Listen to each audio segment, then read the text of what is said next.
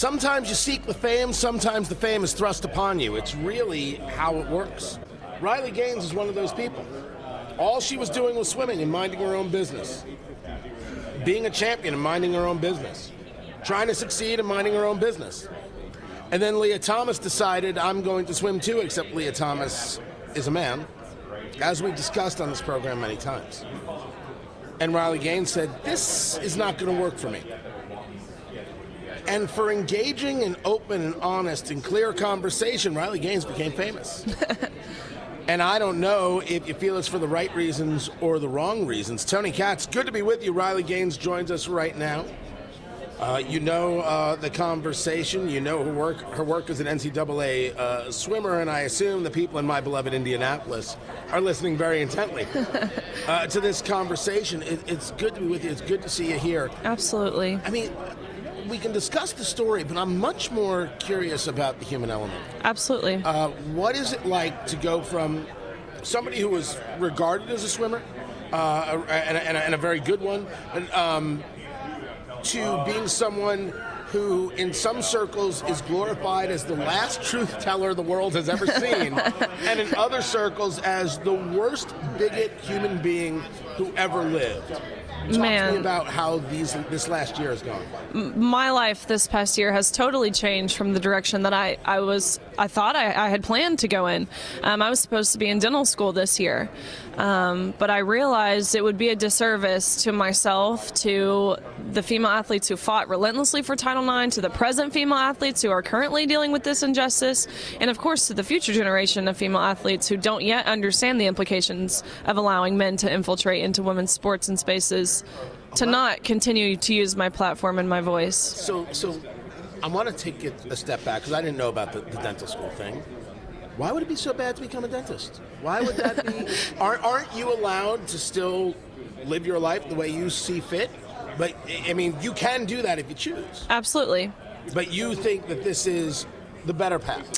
To me, I understand that dental school will always be there, but the relevance and the importance behind this issue is something that needs fighting now. And exactly like you said, I feel as if I was thrust into this position. I had no idea this would gain the traction and the media attention that it really has by simply saying there are two sexes. You can change your sex, and there are biological differences between the two sexes that are evident and significant when it comes to men and women playing sports or anything that requires sheer strength or athleticism against each other. Talking to Riley Gaines. You can find out more about her at Riley Gaines, Gaines, RileyGaines.com. I spelled that right. You did, correct. I don't ask the question to say, well, why aren't you just doing X? But rather it's, were you ever a political person or a social awareness person before this moment? What was life pre getting to a meet where there's Leah Thomas? I've always been politically in tune, I'll say. I've always been someone who likes to be up to date on what's happening in our country, because I think it's important to be informed even at the age of 22. I think we are the future, my generation, and so I always was up to date, but by no means did I have any background in political science or journalism or public speaking. In your no, history, absolutely not. None of that. Just standing for the right thing, standing in the truth. I'm strong in my faith. Absolutely. Training. That's what my life was like. Being kind to people. I mean, now, but that doesn't mean I'm going to affirm someone's perception of oneself if it's a lie. We've gotten to this point in our society where it feels as if everyone just wants to be told what they're doing is right. And while I, of course, believe in love and loving one another, I am someone who's going to hold someone accountable and call them out for living in a lie. But you wouldn't have had this conversation had it not been brought to your doorstep, because it wasn't somebody doing something over there. Somebody wanted you to accept what they were doing in your world. Right. That's the real Absolutely. difference. Absolutely. This was this infringed upon myself. It infringed upon my teammates, who of course I care about. It infringed upon Leah Thomas's teammates, who I've now talked to, and they have told me the terrible, awful things that they dealt with on a day in, day out basis daily, including having to go to mandatory LGBTQ meetings every week, including when they were concerned about their locker room, and they sent an email to their administration responded back with, if you feel uncomfortable seeing male genitalia, here's some counseling resources that you should seek. And then again, we're referred to the LGBTQ Education Center to educate themselves on how Leah was oppressed. And so seeing this firsthand and knowing the work that it takes to be a successful swimmer at the D1 level, it felt like heartbreak to me, more than frustration, more than any other feeling.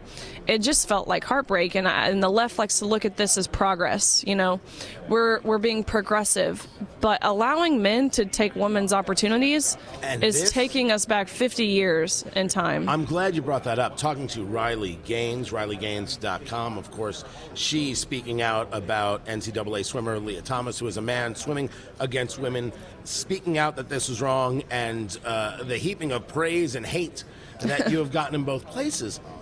How, in your conversations with those who want to make the claim that Leah Thomas is a woman, people like myself, people like my mother, people like millions out there say, well, this is really abusive towards women. This Absolutely. Is about subjugating women. This is about discarding women. There is a lot of misogyny in this conversation. If we're going to use the buzzword, it really has real-world application here.